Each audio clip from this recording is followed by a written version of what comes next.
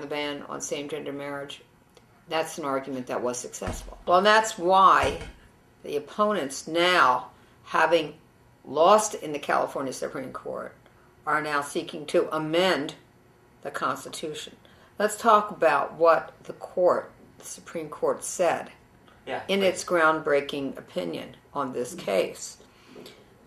They concluded that permitting same-gender couples access only to domestic partnership and not marriage improperly infringes on those couples' fundamental constitutional right to marry and violates the equal protection of the law, which is guaranteed by the California Constitution. The court has also indicated that an individual's sexual orientation, like a person's race or gender, does not constitute a legitimate basis upon which to deny or withhold legal rights.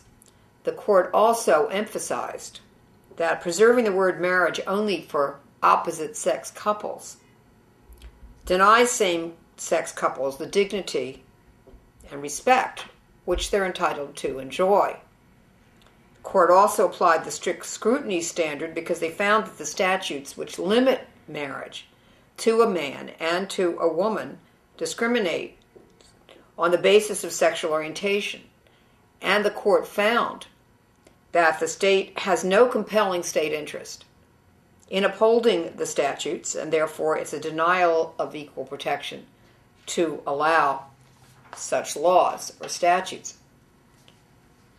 I found most interesting the concurring opinion of Justice Kennard, quote, "The architects of our federal and state constitutions understood that widespread and deeply rooted prejudices may lead majoritarian institutions to deny fundamental freedoms to unpopular minority groups, and that the most effective remedy for this form of oppression is an independent judiciary charged with the solemn responsibility to interpret and enforce the constitutional provisions guaranteeing fundamental freedoms and equal protection," end quote.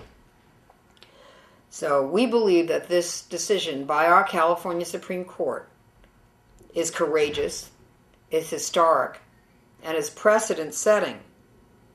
And because the California Supreme Court is looked to by other states as a leader in family law, we hope and expect that this decision will be persuasive and influential in other states throughout this nation. And we're very proud of our clients who have fought this battle with us. It's a pioneering and historic battle, and as a result of their efforts, same-gender couples will now enjoy the right to marry, which they have for so long been denied. Obviously, the word marriage is something special. And the proof of that is that those of us who supported the right to marry for same-gender couples have been fighting for the right to marry. And likewise, the opponents think that the word marriage is something special. And that's why they have been opposing allowing same-gender couples to enjoy the right to marry. Domestic partnership, even if it afforded all of the same rights and responsibilities to same-gender couples that marriage provides, is still a second-class form of a relationship. It sounds like a business relationship.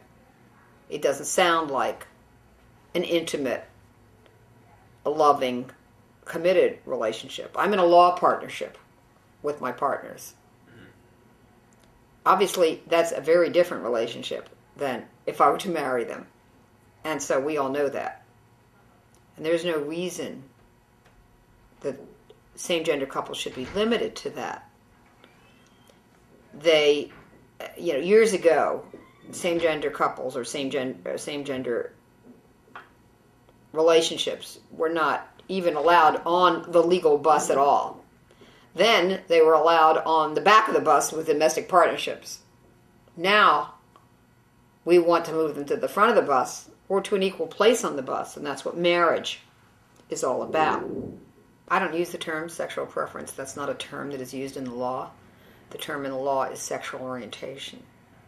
And there's a big difference between preference and orientation, which is why the word orientation is in the law, not preference. Explain that to me. Explain. Okay, sexual preference suggests that an individual has a choice about their sexual identity. Sexual orientation does not carry any connotation of choice. It's a person is born heterosexual or is born as a gay person or a lesbian person. It's genetic. It's not a choice. In the same way that we don't choose our race, most people don't choose their gender, although there are ways now to change gender. All of that will Sure. But I'm saying sure. It's not a matter of choice. It's a matter of orientation. I've never heard multiple partners be defined as a sexual orientation. I've never heard that. I don't see any evidence from scientists that there is a sexual orientation which is responsible for people choosing multiple partners. I think you have a flaw in your assumption, which is not based at all in evidence. So ultimately it's science, but has science proven there's a genotype for sexual orientation? I think there is a scientific basis for the argument that sexual orientation is genetic. Versus conditioned or versus learned or those sort of or decision. Yeah. In the same way that, for example, with some animals like penguins, 10% of all of them seem to gravitate towards same gender. So, yes, there is a basis for that. So, your next question. Our society really fully accepted? When we talk about society, there are different sections within society. Mm-hmm. Yes, there are some people whose interpretation of their religion and the Bible would suggest that they have a view of same-gender couples as being not on the same plane as heterosexual couples. But you see, it doesn't take anything away from marriage for heterosexual couples. They can still get married all they wish, as many times as they wish, to whomever they wish. This is just basically expanding the class of people who are entitled to the legal right to marry. That's really what all this is doing. So yeah, some people, I guess, still believe that in the Bible that somehow adulterers should be stoned.